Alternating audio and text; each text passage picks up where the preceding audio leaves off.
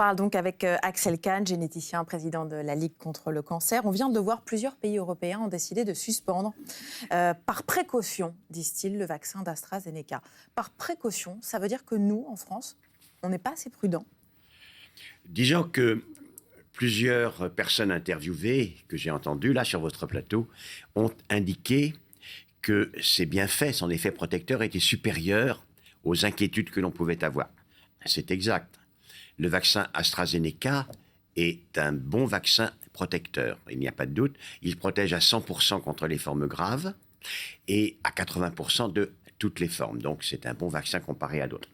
Maintenant, il est vrai que, de manière singulière, c'est un vaccin qui, chez les jeunes, c'est beaucoup moins vrai après 50 ans, chez les jeunes, entraîne des poussées inflammatoires d'une particulière intensité, avec ce syndrome pseudo-grippal de la fièvre, des douleurs musculaires qui peuvent faire croire que l'on a la grippe et qui, si on ne prend pas de paracétamol, de Doliprane, peut amener les personnes, voire 25% environ, à devoir s'aliter le lendemain de l'injection, ce qui n'est pas agréable. Mais il est excellent.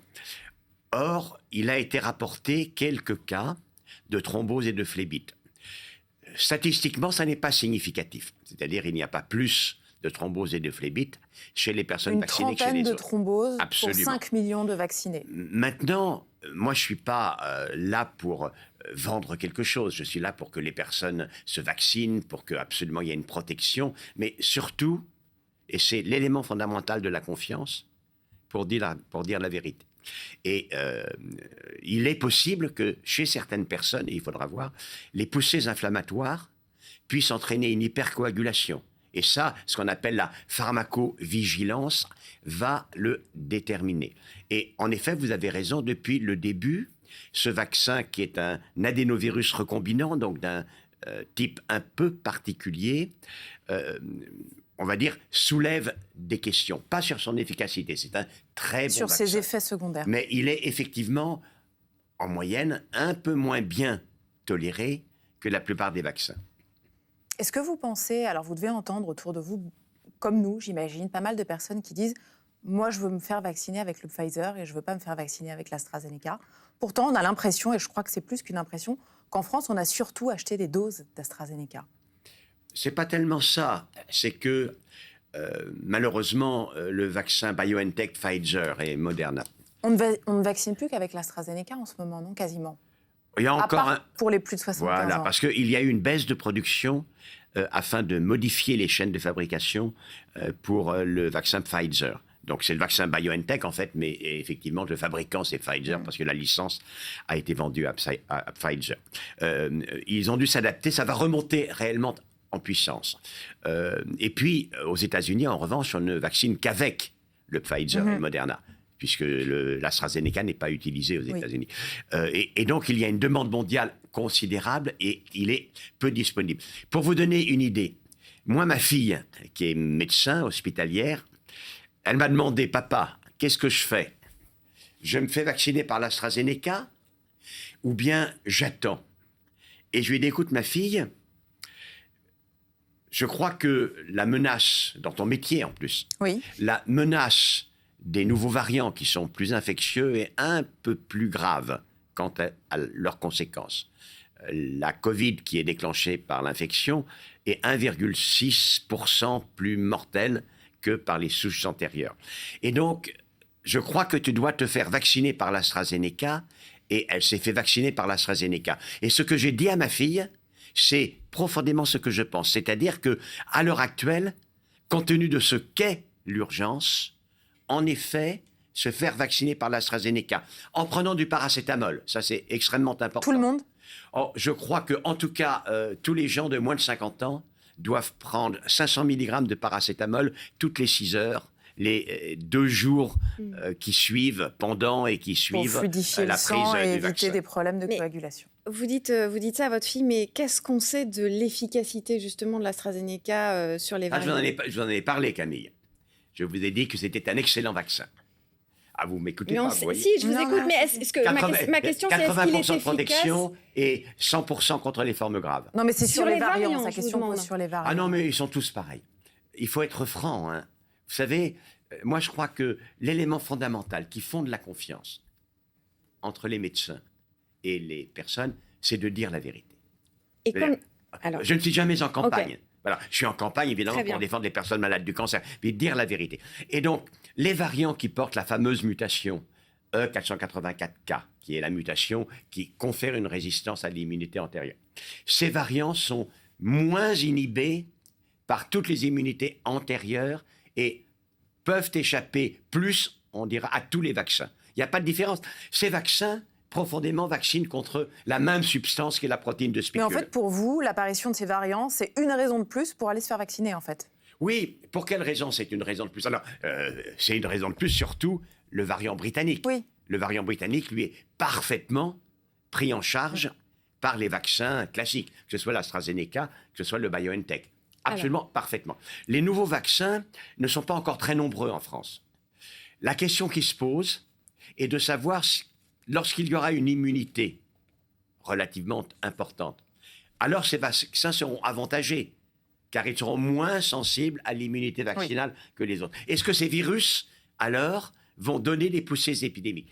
Il faut être franc, c'est pas impossible. Mais en attendant, pour desserrer l'étreinte, il faut se faire vacciner. Il y a deux méthodes pour lutter contre le virus, la vaccination, et on va en reparler, en attendant la distanciation. Oui. Alors, comme je vous écoute, justement, j'ai entendu ce que vous disiez aussi sur la pharmacovigilance avec l'AstraZeneca. Est-ce que, comme vous dites, que finalement, il y a peut-être un peu plus d'effets secondaires sur certaines catégories de patients, est-ce que vous pensez que c'est une bonne chose que les pharmaciens, et pas seulement les médecins, puissent l'administrer?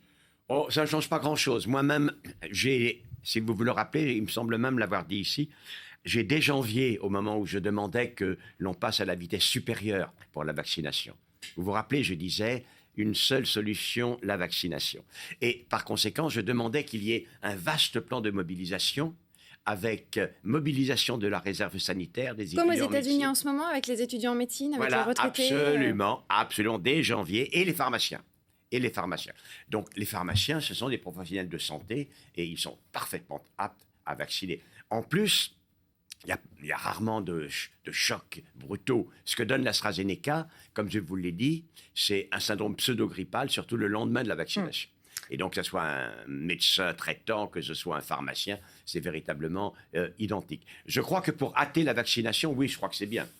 On va parler des mesures sanitaires, des gestes barrières dans un instant. Mais d'abord, une dernière question sur les vaccins. On a appris que Sanofi allait se mettre à l'ARN messager. C'est la même technique que pour le vaccin Pfizer. Pour l'instant, en France, on n'a pas de vaccin. On n'a pas réussi, entre guillemets, à faire un vaccin. Pourquoi, à votre avis? Pour deux raisons différentes, totalement. Il y a eu deux vaccins qui, on va dire, étaient en presque première ligne. Il y a eu tout d'abord un vaccin Pasteur en collaboration avec l'industriel MSD, Merck, qui était un vaccin qui était basé sur le virus, sur le vaccin de la rougeole, qui est donc le virus atténué de la rougeole. On en a tout à fait l'habitude, il marche très bien. C'était une très bonne stratégie. Elle n'a pas fonctionné, in fine. Alors, quand je dis qu'elle n'a pas fonctionné, il faut bien voir que les vaccins ARN sont tellement prodigieux qu'immédiatement, ils ont mis la barre très très haut au point de vue protection vaccinale exigible. Et donc, cette très bonne initiative, cette bonne stratégie, elle n'a pas marché, ça arrive, que voulez-vous. Recherche, tout ne marche pas. Bon. Sanofi, c'est différent. Excusez-moi, Sanofi, c'est différent. Sanofi, c'est vraiment une erreur industrielle. C'est une grossière erreur industrielle. Sanofi était le partenaire de BioNTech. Jusqu'en 2019, Sanofi collaborait dans le domaine du cancer, et même en faisant de la publicité, avec BioNTech. Normalement, Sanofi aurait eu du nez, aurait fait son métier d'industriel en voyant quelles sont les bonnes opportunités. On ne parlerait pas de vaccin BioNTech-Pfizer, on parlerait de vaccin BioNTech-Sanofi. Après, Sanofi a voulu faire un vaccin protéique. Ça, c'était pas une mauvaise idée forcément. C'est le même que celui qui permet de vacciner contre l'hépatite B. Cela dit, rapidement, quand on s'est aperçu qu'il y avait des nouvelles souches résistantes à l'immunité antérieure, il faut un vaccin adaptable. Or, une protéine vaccinante n'est pas un vaccin qui est très adaptable.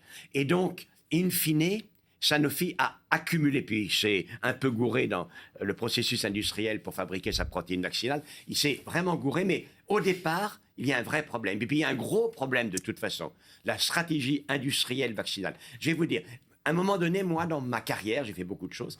J'ai été directeur scientifique d'une très importante firme pharmaceutique internationale qui avait dans son portefeuille Biomério Pasteur. La France était à ce moment-là au firmament réellement de la stratégie vaccinale. C'était un des grands pays du vaccin. Et décision industrielle, après décision industrielle, tout cela a filé. Ouais. Voilà, c'est un désastre. Il faut que je le dise, comme je le pense, c'est un désastre. On va parler maintenant des mesures sanitaires. Olivier Véran, après sa conférence de presse de jeudi, n'a pas annoncé de mesures supplémentaires, alors que la situation est quand même assez grave. Quel est votre sentiment après ces non-annonces ?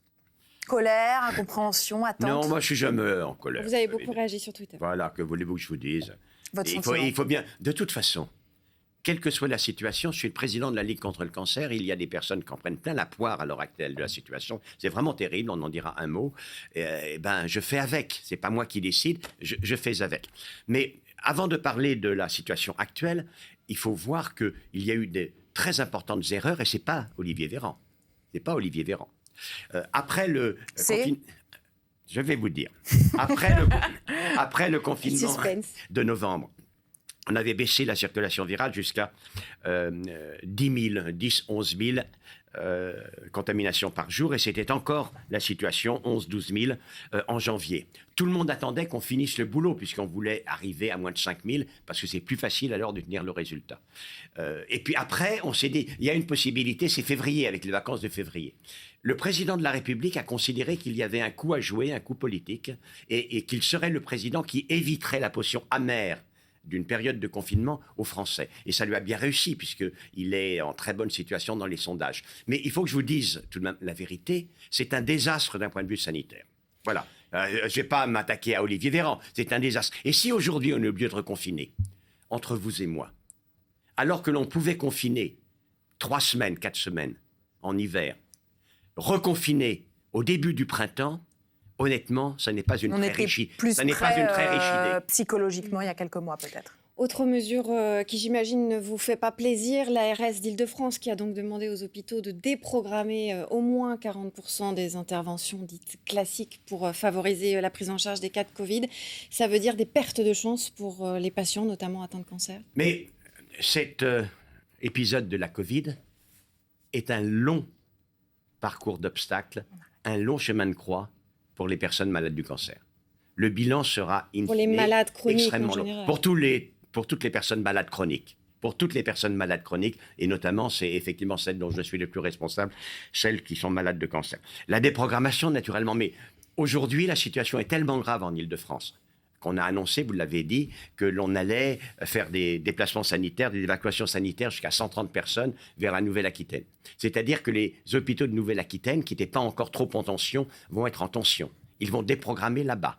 C'est-à-dire qu'il y a également un développement, une extension épidémique de la tension sanitaire, même quand elle n'existait pas, pour des raisons virologiques. Alors, le président de la Ligue, dans cette situation, il continue de se battre de toutes ses forces. Mais que voulez-vous que je vous dise ? Est-il satisfait ? Considère-t-il que des bonnes décisions ont été prises ? Eh bien non. Je considère que des mauvaises décisions ont été prises et que les conséquences sanitaires en sont graves. Merci beaucoup Axel Kahn d'avoir été avec nous ce matin. Et je rappelle le livre que vous publiez, Et le bien dans tout ça, aux éditions Stock.